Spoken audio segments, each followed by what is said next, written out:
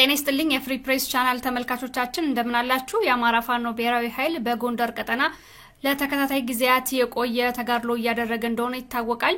መረጃዎችን እንዲያካፍለኝ የፋኖ አመራሩን አግኝቻለሁ። የዳግማዊ ቴዎድሮስ ወይም የአምስተኛ ኮር ህዝብ ግንኙነት ኃላፊ ነው። በጣም አመሰግናለሁ ፈቃደኛ ስለሆንክ። ስምህን ለተመልካቾች አስተዋውቀ ሰሞኑን በቀጠናችሁ እየተደረገ ያለው ተጋድሎ ምን እንደሚመስል ግለጽልን።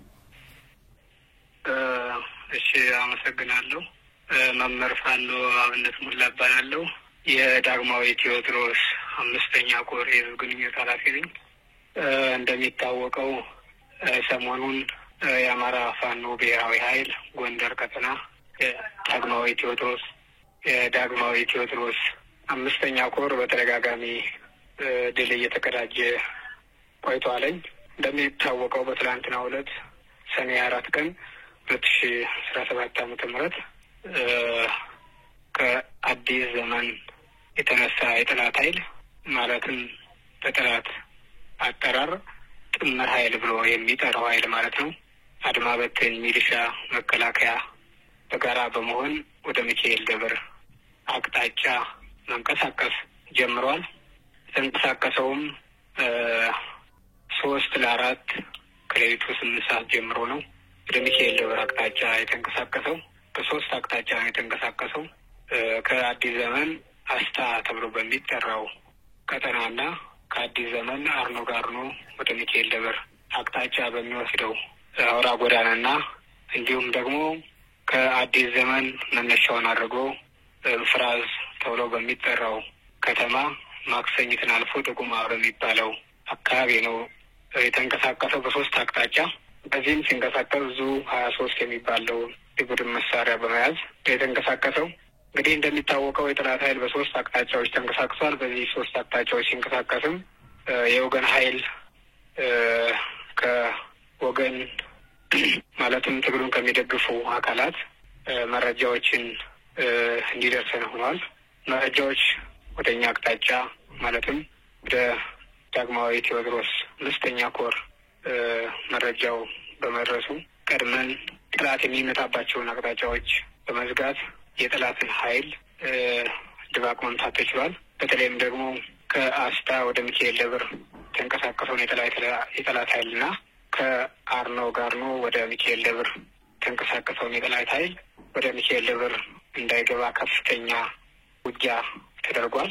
በተለይ ደግሞ ከአርኖ ጋርኖ ወደ ሚካኤል ደብር ጅራት ተብሎ በሚጠራው ስትራቴጂካዊ ቦታ ተንቀሳቀሰው ጠላት አይቀጡ ቅጣት ተቀጥቶ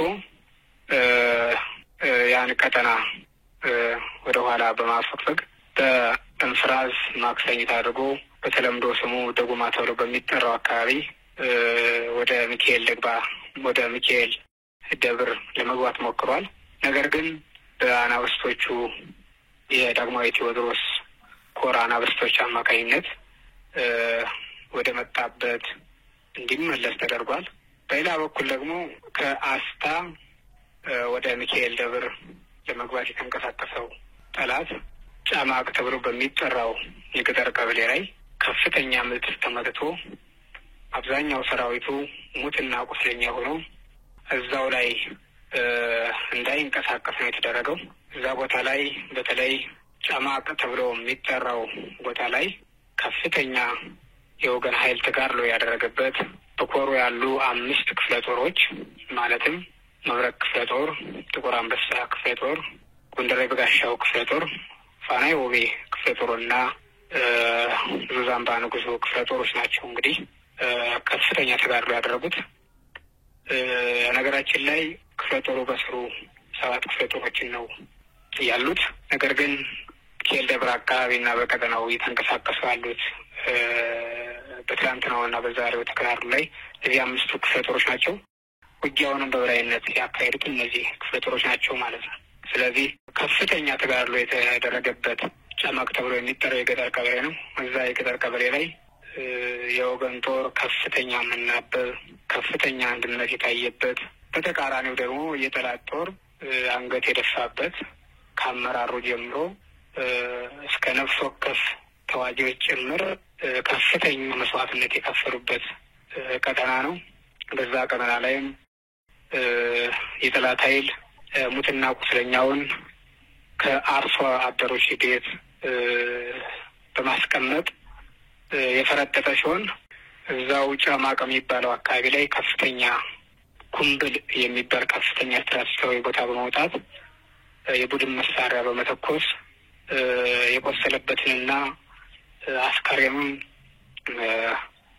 ለመከላከል ጥረት አድርጓል።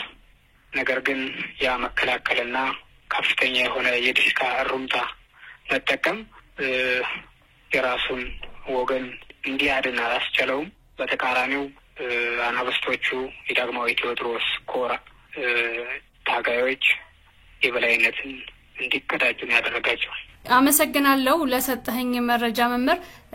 አሁን ላይ ውጊያው ጋብ ብሏል። እንደው ደግሞ ብልጽግና ሁልጊዜም ሲሸነፍ ንጹሃንን ይጎዳልና መረጃው ደርሷቸው ይሆን? በንጹሃን ላይ የደረሰ ጉዳት አለ? እንደሚታወቀው እንግዲህ በሁሉም የአማራ አካባቢዎች በሚባል ደረጃ ይህ የጠላት ኃይል በወገን አናብስቶቹ ከፍተኛ ምት ሲደርስበት የበቀር በትሩን የሚያሳርፈው በንጹሃን ወገኖቻችን ላይ ነው። ትናንትም ቅድም እንደገለጽኩልሽ ጫማቅ በሚባለው ቀጠና ላይ ከፍተኛ ምትን እንደማስተናገዱ መጠን በኢትዮጵያ ሰዓት አቆጣጠር ከ11 ሰዓት ተኩል እስከ 12 ሰዓት ገደማ ቁስለኛውንም የሞተውንም እየሰበሰበ ቦታ እያስያዘ ነበርና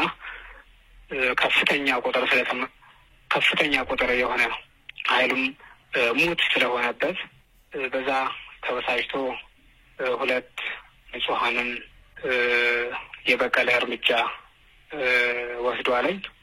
ከነዚህም ከተወሰዱት መካከል ለጊዜው ስማቸው ያልተገለጹ በእድሜያቸው የጠና አዛውንት በዛን ሰዓት ላይ የእርሻ ተግባራቸውን ሲያከናውኑ የነበሩ አዛውንትና እድሜዋ ከ15 ከ18 ዓመተ ምህረት የነበረች አንዲት ወጣትን በበቀል እርምጃ እንዲገደሉ አድርገዋል። እንግዲህ ይህ የበቀል እርምጃ አሁን ብቻ የተጀመረ አይደለም። በተለይ የፋኖ ትግል ከተጀመረ ጊዜ ጀምሮ ከፍተኛ ጥቃትና ከፍተኛ የሆነ እርምጃ በሚወሰድባቸው ሰዓት ላይ ንጹሃን ላይ የበቀል እርምጃ የማሰቃየት፣ የመግደል የአማራ ማህበረሰብ የማያደርገውን የማይፈጽመውን ተግባራት ሲፈጽሙበት ቆይተዋል።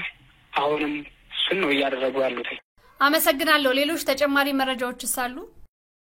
ውጊያውን ሲመራ የነበረ አማራ ፋኖ ብሔራዊ ኃይል በጎንደር ቀጠና የመብረቅ ክፍለ ጦር ዘመቻ ዘርፍ ኃላፊ የነበረ ውጊያውን ፊት ለፊት ሲመራ የነበረ ጓዳችን እናጠናል። ይህ ጓዳችን አምሳሉ ጋሻው ወይም አድዋ ይባላል።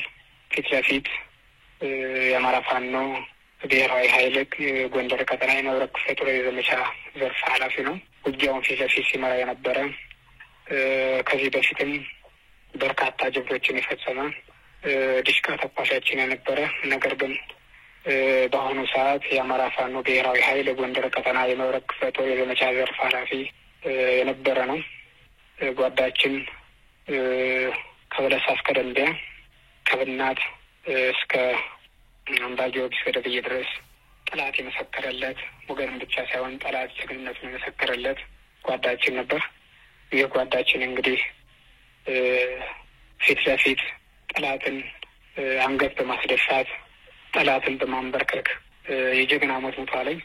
እንግዲህ በትላንትናው ዕለት ይህ ጓዳችን የሚካኤል ደብረ ሕዝብና የአካባቢው ማህበረሰብ የክፍለ ጦር አመራሮችና አባላት እንዲሁም የአማራ ፋኖ ብሔራዊ ኃይል ጎንደር ቀጠና የአማራ ፋኖ አንድነት በጎንደር ስራ አስፈጻሚዎች በተገኙበት በሚካኤል ደብር በሚካኤል ቤተ ክርስቲያን የቀብር ስነ ስርዓቱ ተፈጽሟል።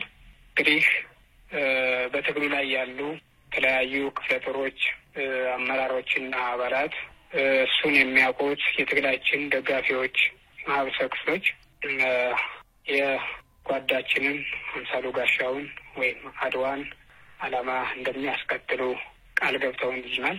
ሁሉም የማህበረሰባችን ክፍል ከጎናችን እንደሆነ በአጠቃላይ ከአማራ ፋኖ ብሔራዊ ኃይል ጎን እንደሆነ ማረጋገጥ ችለናል። ያለው መረጃ ይሄው ነው። በጣም አዝናለሁ መምህር። ትግሉ በመስዋዕትነት የታጀበ ነው። ውድ ህይወታቸውን የሚከፍሉልን ፋኖዎች በየቀኑ አሉ። በዚህ አጋጣሚ ሁሉም ለትግሉ እንዲነሳ ማስተላለፍ የምትፈልገው መልእክት አለ?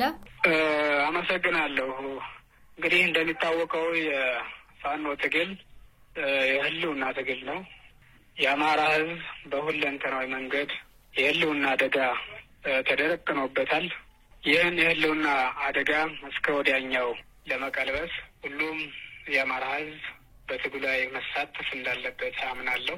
የአማራ ህዝብ ብቻም ሳይሆን የአማራ ህዝብን የሚደግፉ ከአማራ ህዝብ ጋር አብረው የኖሩ እንዲሁም ከአማራ ህዝብ ጋር አብረው እስከ ወዲያኛው መኖር የሚፈልጉ ወዳጆቻችን ትግሉን መደገፍ፣ ትግሉን መቀላቀል፣ ትግሉን በሁለንተናዊ መንገድ ተሻጋሪ እንዲሆን መደገፍ መቻል አለባቸው ብዬ አስባለሁ። እንግዲህ እንደሚታወቀው በትግላችን ላይ በርካታ ደንቃራዎች ከውስጥም ከውጭም ተደቅነውብናል። እነዚህን ደንቃራዎች ግን ማሸነፍ የምንችለው እንደ አማራ በአንድ መቆም ስንችልና ከአማራ ማህበረሰብ ውጭም የአማራ ወዳጆች ኢትዮጵያውያን ሲደግፉን ነውና የአማራ ህዝብ ከጠላት ወግነህ የምትፋለመን አድማ በትን በመከላከያ ውስጥም ያላችሁ የአማራ ተወላጆች፣ የፖሊስ አባላት፣ ሚሊሻዎች ወደ ትግላችን ማለትም ወደ አማራ ፋኖ ብሔራዊ ኃይል በጎንደር ቀጠና ሊሆን ይችላል፣ በወሎ ቀጠና ሊሆን ይችላል፣ በሸዋ ቀጠና ሊሆን ይችላል፣ እንዲሁም በጎጃም ቀጠና ሊሆን ይችላል እየተቀላቀላችሁ ከትግላችን አብራክ ውስጥ እንድትቀላቀሉ ጥሬን እያስተላለፍኩ በተለይ አሁን ያለንበት ወቅት የክረምት ወቅት ነውና ይህ ወቅት ለትግላችን በጣም አመች ነው። በአራቱም ግዛቶች የምትኖሩ ወይም ትግላችሁን እያካሄዳችሁ ያላችሁ የፋኖ አባላት ይህን ወቅት መጠቀም ይኖርብናል። ይህን ወቅት የተለያዩ እቅዶችን በማቀድ ትግላችን ማካሄድ ይኖርብናል ማለት ነው የምፈልገው። ትግላችን በሁለት እግሩ ወደ መቆም ደረጃ እየተሸጋገረ መሆኑን አውቃችሁ ከጎናችን እንድትቆሙ ለማለት እፈልጋለሁ። ከዚህ በተጨማሪ በትግላችን ላይ በተለያዩ ጎራ እንድንሰለፍ፣ እርስ በርሳችን እንዳንግባባ፣ እርስ በርሳችን ከመደጋገፍ ይልቅ በተቃርኖ ላይ እንድቆም የምታደርጉን የአማራ ተወላጅ ወንድሞቻችን እህቶቻችን እሱን ተረድታችሁ በአንድነት እንድንቆም በተደጋግፎት አብረን እንድንጓዝ የሚያደርጉ አጀንዳዎችን እንድትቀርጹልንና እንድታወያዩን ማለት እፈልጋለሁ። እንግዲህ ለጊዜው ያለኝ መረጃ ይሄ ነው። አመሰግናለሁ። በጣም አመሰግናለሁ ለሰጠኸኝ መረጃ። በሌሎች መረጃዎች ሌላ ጊዜ እንገናኛለን። ከልብ አመሰግናለሁ። እሺ፣ አመሰግናለሁ። ተመልካቾቻችን በፍሪ ፕሬስ ቻናል በፋኖ 24 ዝግጅታችን በጎንደር ቀጠና ሲካሄድ የሰነበተውን ተጋድሎ አስመልክተን ያደረግነው ቆይታ ይመስላል። ስለምትመለከቱን ሁልጊዜም ደስ ይለናል። መልካም ጊዜ